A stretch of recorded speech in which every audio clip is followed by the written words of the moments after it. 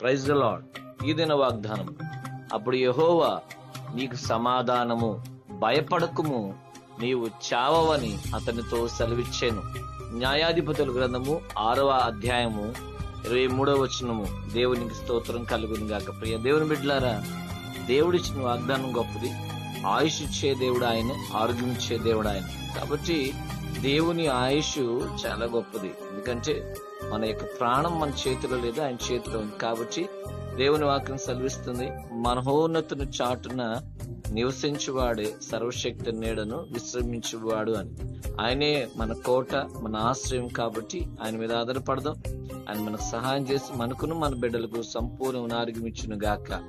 ఆమేన్. ప్రార్థన చేద్దాం. తండ్రి, నీకు వందనాలు దేవా. నీవే మాకు ఆయుష్ నాయన, ఆరోగ్యం దయచేసి నీ కృపలో మమ్మల్ని నడిపించి మమ్మల్ని భద్రపరిచి క్షేమం దయచేయండి. యేసు నామములో ప్రార్థిస్తున్నాం తండ్రి. ఆమేన్.